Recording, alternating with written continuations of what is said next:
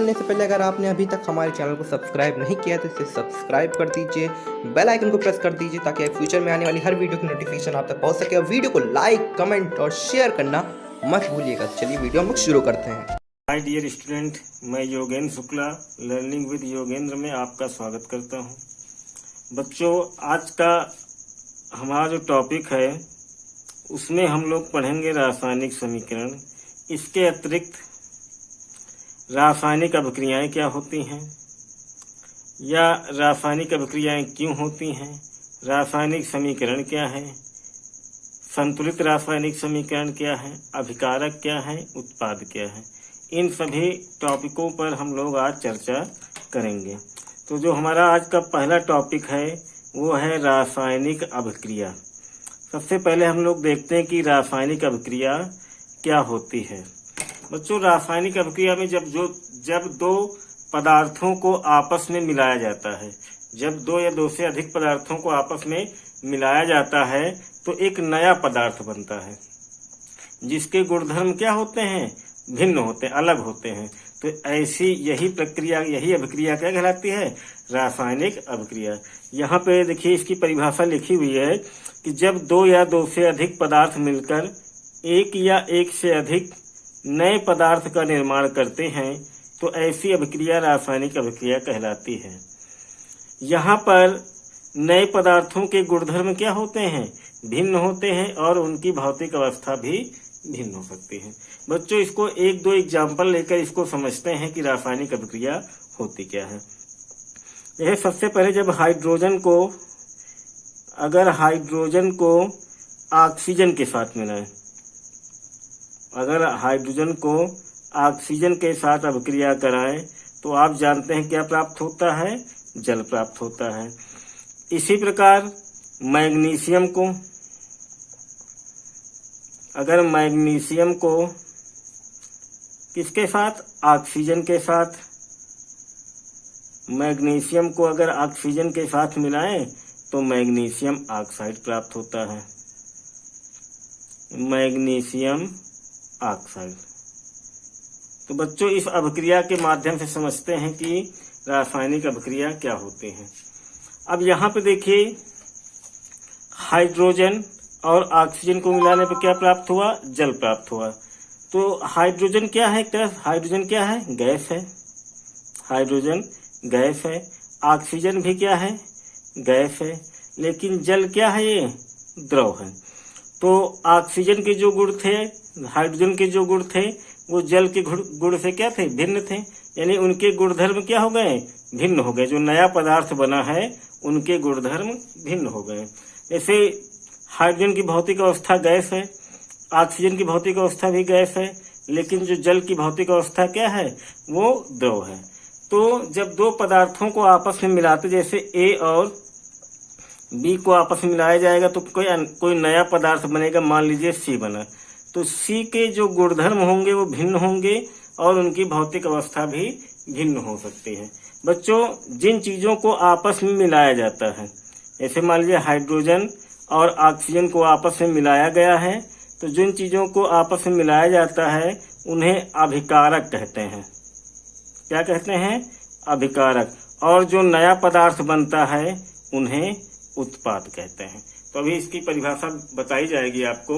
दूसरा एग्जाम्पल इसी प्रकार देखते हैं। जैसे मैग्नीशियम है, ये आपका ठोस अवस्था में है, ऑक्सीजन जो है आपकी गैस अवस्था में है, और मैग्नीशियम ऑक्साइड भी ये क्या है, ये ठोस अवस्था में है। तो रासायनिक अभिक्रिया में क्या होता है, जब दो से अधिक पदार्थ आपस में मिलते हैं तो एक नया पदार्थ बनता है जिसके गुणधर्म और भौतिक अवस्था भिन्न भिन्न होती है। बच्चों, अब इसके दैनिक जीवन में कुछ एग्जाम्पल समझ लेते हैं कि रासायनिक अभिक्रिया के दैनिक जीवन में उदाहरण कौन कौन से दैनिक जीवन में उदाहरण जो आप रोजाना देखते हैं। जैसे आपका पहला एग्जाम्पल है, सभी लोगों ने देखा होगा, लोहे पर जंग लगना। लोहे पर जंग लगना एक रासायनिक अभिक्रिया है। दही का जमना, दही का जमना, ये भी क्या है, एक रासायनिक अभिक्रिया है। इसी प्रकार श्वसन की क्रिया, ये भी क्या है, रासायनिक अभिक्रिया है। जो हम लोग भोजन करते हैं तो भोजन क्या है, उसका पाचन होता है, वो भी क्या है, रासायनिक अभिक्रिया। तो बहुत सारी रासायनिक अभिक्रिया हम अपने दैनिक जीवन में देखते हैं, उनमें से ये कुछ एग्जाम्पल आपके पास है। लोहे पर जंग लगना और दही का जमना। बच्चों, अब रासायनिक अभिक्रियाएं अगर होती हैं तो क्यों होती हैं, उनका कारण क्या है। तो हमारा जो अगला टॉपिक है कि रासायनिक अभिक्रियाएं क्यों होती हैं। रासायनिक अभिक्रियाएं क्यों होती हैं, क्यों होती हैं।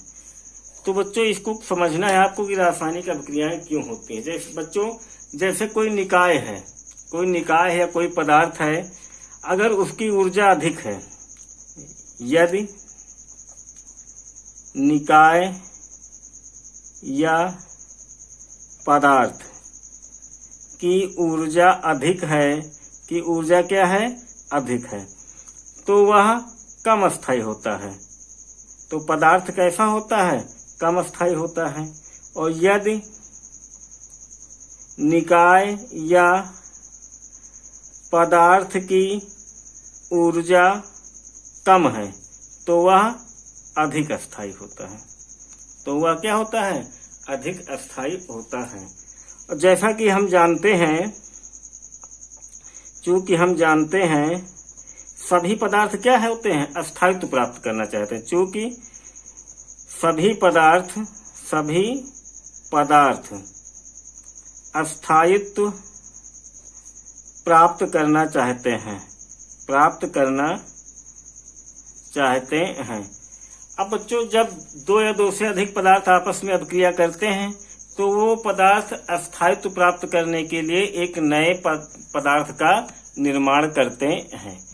इसलिए बच्चों, रासायनिक अभिक्रियाएं क्या हैं, वो होती हैं। बच्चों, अब हमारा अगला टॉपिक है रासायनिक समीकरण। लेकिन रासायनिक समीकरण को समझने से पहले हम 2-3 चीजें और समझेंगे कि अभिकारक क्या होते हैं और उत्पाद क्या होते हैं। तो समझते हैं बच्चों कि अभिकारक और उत्पाद क्या होते हैं। सबसे पहले हमारा टॉपिक है अभिकारक। हमारा टॉपिक है आपका अभिकारक।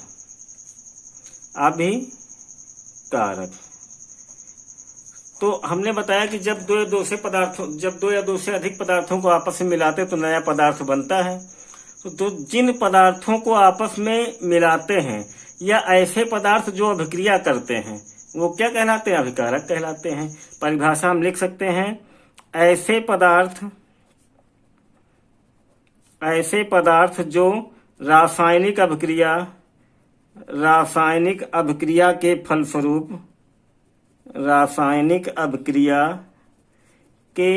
फलस्वरूप क्या करते हैं, भाग लेते हैं। या रासायनिक अभिक्रिया के रासायनिक अभिक्रिया में भाग लेते हैं। रासायनिक अभिक्रिया में क्या करते हैं, भाग लेते हैं, यानी आपस में अभिक्रिया करते हैं। क्या कहलाते हैं, अभिकारक कहलाते हैं। क्या कहलाते हैं, अभिकारक कहलाते हैं। अब बच्चों, उत्पाद क्या होता है।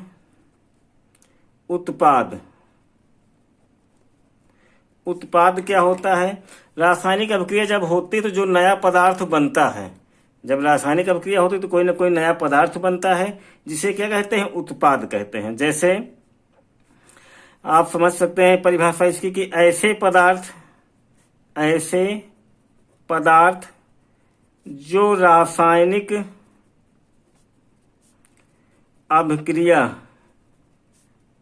के फलस्वरूप प्राप्त होते हैं। मतलब जब रासायनिक अभिक्रिया होती है तो उसका जो परिमाण प्राप्त होता है, एक नया पदार्थ बनता है। फलस्वरूप प्राप्त होते हैं क्या कहलाते हैं, उत्पाद कहलाते हैं। जैसे ए और बी को आपस में मिलाया जाए तो मान लीजिए कोई नया पदार्थ बनता है सी। तो ये क्या है, आपका जो अभिक्रिया कर रहे हैं ये है अभिकारक। ये आपका है अभिकारक। और जो ये नया पदार्थ बन रहा है ये क्या है, उत्पाद। अर्थात जिन पदार्थों को आपस में मिलाया जाता है वो अभिकारक कहलाते हैं और जो प्राप्त होता है वो उत्पाद। या ऐसे भी समझ सकते, कोई रासायनिक अभिक्रिया है, तीर के निशान की जो दाईं ओर है वो उत्पाद है और जो बाईं ओर है वो अभिकारक है। बच्चों आपने देखा होगा कि कभी कभी रासायनिक समीकरण, अभी रासायनिक समीकरण आपको बताएंगे रासायनिक समीकरण क्या होता है। तो रासायनिक समीकरण में कहीं कहीं पर इस प्रकार का चिन्ह लगा होता है, तीर का निशान जो है ऊपर की ओर होता है, यानी ये प्रतीक चिन्ह क्या दर्शाता है? यह प्रतीक चिन्ह दर्शाता है कि जो उत्पाद बन रहा है वो हमारा उत्पाद जो है वो गैसीय उत्पाद है, यानी वो गैस अवस्था में होगा। अगर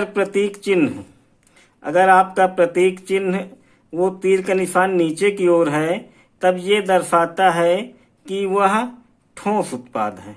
कौन सा उत्पाद है? ठोस उत्पाद है। बच्चों ठोस को क्या बोलते हैं? सॉलिड बोलते हैं। इसलिए इसे प्रदर्शित करने के लिए स्मॉल एस से का उपयोग करते हैं। स्मॉल एस से ठोस को प्रदर्शित करते हैं। अब द्रव को लिक्विड कहते हैं, इसलिए इसको प्रदर्शित करने के लिए स्मॉल एल का प्रयोग करते हैं। और गैस को गैस ही लिखते हैं, इसलिए इसे प्रदर्शित करने के लिए स्मॉल जी का प्रयोग करते हैं। बच्चों अब हम देखते हैं कि रासायनिक समीकरण क्या होता है। तो हमारा अगला टॉपिक है कि रासायनिक समीकरण क्या है। तो जैसे कोई रासायनिक अभिक्रिया है, तो उस रासायनिक अभिक्रिया में जो अभिकारक होते हैं और जो उत्पाद होते हैं, उनके जो प्रतीक होते हैं या अणुसूत्र या रासायनिक सूत्र होते हैं, अगर उनका प्रयोग करके उन्हें प्रदर्शित किया जाए तो वही क्या होता है? रासायनिक समीकरण। बच्चों इसको देख सकते हैं, यहाँ पर किसी भी रासायनिक अभिक्रिया को रासायनिक समीकरण द्वारा प्रदर्शित करते हैं। अगर कोई रासायनिक अभिक्रिया है तो उसे रासायनिक समीकरण द्वारा ही प्रदर्शित करते हैं। इसमें अभिकारकों तथा उत्पादों के प्रतीक व अणुसूत्र का प्रयोग करके प्रदर्शित करते हैं, और वही क्या है? रासायनिक समीकरण कहलाता है। जैसे अभी हमने शुरुआत में रासायनिक अभिक्रिया में एक अभिक्रिया ली थी कि जब हाइड्रोजन को किसके साथ? ऑक्सीजन के साथ अभिक्रिया कराते हैं तो आपका जल प्राप्त होता है। अब यहाँ पर हमें हाइड्रोजन और ऑक्सीजन और जल के रासायनिक सूत्र पता होने चाहिए क्या होते हैं। जैसे हाइड्रोजन का आपका जो सूत्र है, रासायनिक सूत्र वो क्या है? H2। ऑक्सीजन का जो रासायनिक सूत्र है आपका O2, और जल का जो रासायनिक सूत्र है H2O। तो यहाँ पर हाइड्रोजन, ऑक्सीजन और जल के क्या लिख दिए गए? रासायनिक सूत्र। तो यह जो समीकरण प्राप्त हुआ है, ये प्राप्त हुआ, इसे कहते हैं रासायनिक समीकरण। इसी तरह जब मैग्नीशियम को किसके साथ? ऑक्सीजन के साथ अभिक्रिया कराया गया तो क्या प्राप्त हुआ था? मैग्नीशियम ऑक्साइड प्राप्त हुआ था। Magnesium oxide. तो मैग्नीशियम का प्रतीक क्या होता है? Mg, और ऑक्सीजन का रासायनिक सूत्र O2। अब मैग्नीशियम ऑक्साइड क्या हो जाएगा? MgO। तो ये जो समीकरण प्राप्त हुआ, यही हमारा क्या है? रासायनिक समीकरण। बिल्कुल सिंपल शब्दों में कहना है कि रासायनिक अभिक्रिया में जो अभिकारक व उत्पाद होते हैं, उन्हें उनके प्रतीक या रासायनिक सूत्र द्वारा प्रदर्शित करना ही क्या कहलाता है? रासायनिक समीकरण कहलाता है। बच्चों अभी ये समीकरण संतुलित नहीं है। सबसे पहले देखते हैं कि संतुलित रासायनिक समीकरण क्या है। तो चलिए देखते हैं कि संतुलित रासायनिक समीकरण क्या है। जब किसी रासायनिक समीकरण में विभिन्न तत्वों के परमाणुओं की संख्या दोनों तरफ क्या हो? बराबर हो, तो उसे संतुलित रासायनिक समीकरण कहते हैं। इसे एग्जाम्पल की सहायता समझते हैं। हाइड्रोजन और ऑक्सीजन जब आपस में अभिक्रिया करते तो क्या प्राप्त होता है? जल प्राप्त होता है। अब यहाँ पे देखते हैं कि ये आपका इधर क्या है? अभिकारक है, और ये आपका है उत्पाद। अब इसमें हमें चेक करना है कि अभिकारक की ओर परमाणुओं की संख्या और उत्पाद की ओर परमाणुओं की संख्या बराबर है या नहीं। जैसे इधर देखते हैं अभिकारक में हाइड्रोजन की संख्या 2 है, इधर हाइड्रोजन की संख्या क्या है? इधर भी 2 है। अभिकारक में ऑक्सीजन के परमाणुओं की संख्या 2 है, जबकि उत्पाद में ऑक्सीजन के परमाणुओं की संख्या 1 है। तो यानी कि ये समीकरण संतुलित नहीं है। तो इसको संतुलित करते हैं कि यहाँ पे जैसे ऑक्सीजन की संख्या 1 है, इधर कितनी है 2 है, तो इसमें 1 में किस संख्या से गुणा कर दें कि 2 हो जाए, तो यहाँ 2 से गुणा कर दीजिए। तो ऑक्सीजन 1 थी, 2 से गुणा कर दे, 2 1 कम 2, तो ऑक्सीजन की संख्या भी कितनी हो गई, 2 हो गई। लेकिन अब यहाँ हाइड्रोजन की संख्या बदल गई, यहाँ पे हाइड्रोजन की संख्या हो गई 2 दूनी 4, जबकि अभिकारक में हाइड्रोजन के परमाणुओं की संख्या 2 है। तो इसको बराबर करने के लिए यहाँ किससे 2 से गुणा कर दिया जाएगा, 2 दूनी 4। तो इस तरफ दोनों तरफ जो है परमाणुओं की संख्या बराबर हो गई। इसी प्रकार एक दूसरा एग्जाम्पल लेते हैं। जब मैग्नीशियम को ऑक्सीजन के साथ अभिक्रिया कराया गया तो मैग्नीशियम ऑक्साइड प्राप्त हुआ, MgO। अब यहाँ पे देखते हैं कि अभिकारक व उत्पादों की संख्या बराबर है या नहीं। तो यहाँ मैग्नीशियम में 1 परमाणु है, यहाँ पर भी 1 परमाणु। ऑक्सीजन की संख्या इधर 2 है, अभिकारक की तरफ, उत्पाद की तरफ कितनी है, 1 है। तो यहाँ किस संख्या से गुणा करेंगे, 2 से गुणा कर देंगे। अब मैग्नीशियम की यहाँ संख्या कितनी हो गई, 2 हो गई, और इधर मैग्नीशियम की संख्या 1 है। तो यहाँ भी बराबर करने के लिए किससे गुणा करेंगे, 2 से गुणा कर देंगे। तो इस प्रकार हमारा ये समीकरण कैसा हो गया, संतुलित हो गया। एक एग्जाम्पल और लेते हैं कि जब नाइट्रोजन को हाइड्रोजन के साथ अभिक्रिया कराते हैं तो क्या प्राप्त होता है, अमोनिया प्राप्त होता है। ये नाइट्रोजन, ये हाइड्रोजन, और ये आपका क्या है, अमोनिया। यहाँ पर देखिए नाइट्रोजन की परमाणु की संख्या 2 है अभिकारक में, और उत्पाद में कितनी है, 1 है। तो यहाँ इसकी संख्या बराबर करने के लिए 2 से गुणा कर दिया गया। अब देखते हैं कि हाइड्रोजन की संख्या इधर कितनी है, 3 है, लेकिन 2 से गुणा, 2 3 6, और इधर हाइड्रोजन की संख्या जो है कितनी है, 2 है। तो 6 करने के लिए किससे गुणा कर देंगे, 3 से गुणा कर देंगे। तो ये समीकरण हमारा जो है संतुलित हो गया। तो बच्चों हमें उम्मीद है कि समीकरण को संतुलित करना आपको आ गया होगा। एक एग्जाम्पल और लेते हैं। जैसे हाइड्रोजन को, वीडियो को लाइक जरूर करते रहिएगा। जब हाइड्रोजन को क्लोरीन के साथ अभिक्रिया कराते हैं तो क्या प्राप्त होता है, हाइड्रोजन क्लोराइड प्राप्त होता है। अब यहाँ पे हाइड्रोजन की संख्या कितनी है, 2 है, यहाँ पर 1 है। तो किससे गुणा कर देंगे, 2 से। अब इधर क्लोरीन की संख्या 2 है, इधर क्लोरीन की संख्या 1 है, लेकिन 2 से गुणा है, तो कितने हो गए, 2 हो गए। अर्थात ये भी समीकरण क्या हुआ, संतुलित हो गया। तो ये आज के हमारे टॉपिक थे कि रासायनिक अभिक्रियाएं क्या होती हैं, क्यों होती हैं, रासायनिक समीकरण क्या है, रासायनिक समीकरण को संतुलित कैसे करते हैं।